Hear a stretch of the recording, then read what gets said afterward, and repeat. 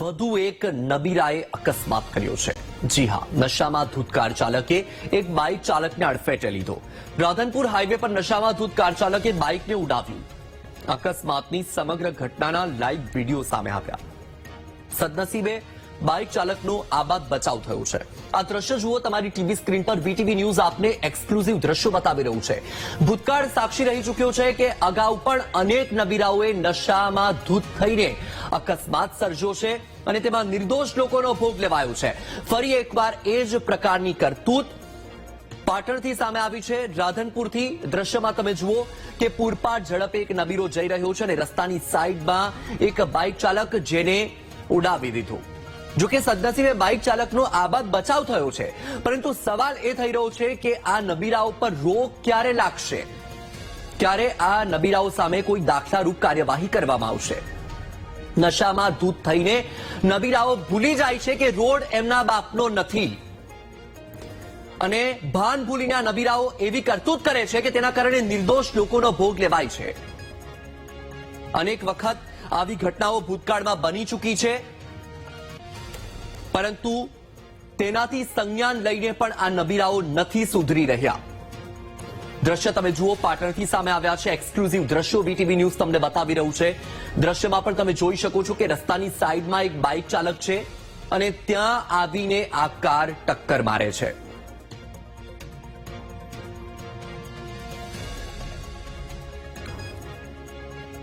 તો એક મહત્વની વાત એ પણ છે કે કાર ચાલકના પિતા પોલીસ અધિકારી હોવાની પણ વિગતો સામે આવી છે। નશામાં ધૂત કાર ચાલકે અકસ્માત કર્યો છે। કાર ચાલકે બાઇકને ટક્કર મારી હતી અને એ કારના દ્રશ્યમાં તમે પોલીસનું બોર્ડ પણ આગળ મૂકેલું જોઈ શકો છો। એ વિડીયોમાં એ બોર્ડ પણ જોવા મળી રહ્યું છે।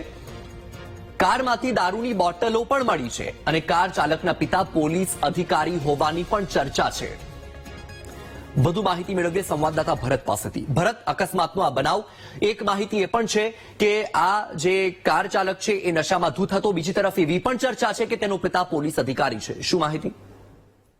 રસ્તાના રાક્ષસો અવારનવાર હાઈવે વિસ્તારો ઉપર અકસ્માત તો સર્જાતા હોય છે અને એક બાજુ ગાંધીના ગુજરાતમાં દારૂબંધીની મોટી મોટી પોલીસ દ્વારા વાતો કરવામાં આવે છે, પરંતુ આજે જે રાધનપુર હાઈવે ઉપર અકસ્માતની ઘટના સામે આવી છે ત્યાંની અંદર ખુદ પોલીસ કર્મીનો જે પુત્ર છે તે દારૂના નશાની અંદર ધૂત હતો અને ત્યારબાદ જે હાઈવે વિસ્તાર ઉપરથી તે પસાર થઈ રહ્યો હતો તે પોતાનું સ્ટેરિંગ ઉપરનું કાબુ પણ રાખી નતો શકતો, કારણ કે જે રીતે દ્રશ્યો જોઈ શકાય છે કે લાઈવ વિડીયો અકસ્માતો સામે આવે છે તેની અંદર પોતાનું જે ગાડી લઈને તે પસાર થઈ રહ્યો છે તેની અંદર પોતાનું સ્ટેરિંગ ઉપર પણ પોતે કાબુ નથી રહી શકતો, પરંતુ સદનસીબે આવતા જતા જે હેવી વાહનો છે તેની સાથે તો પોતે નથી ટકરાયો, પરંતુ જે બ્રિજ છે તે બ્રિજની ઉપર તે ટકરાયો તો ત્યાંથી પસાર થતો એક બાઇક ચાલક છે તેને ટક્કર મારી તેના સમગ્ર ઘટનાનો વિડીયો ત્યાંથી પસાર થતા અન્ય ગાડી ચાલકોએ ઉતાર્યો છે અને તેનો પીછો કર્યો છે। એટલે સૌથી મહત્વની બાબત છે કે એક બાજુ સમગ્ર રાજ્યની અંદર દારૂબંધીની વાતો કરવામાં આવે છે, પરંતુ ખુદ પોલીસ કર્મીનો જે આ પુત્ર છે પોતે દારૂના નશામાં છે અને પોતાની ગાડીની અંદર જે સ્થાનિક લોકોએ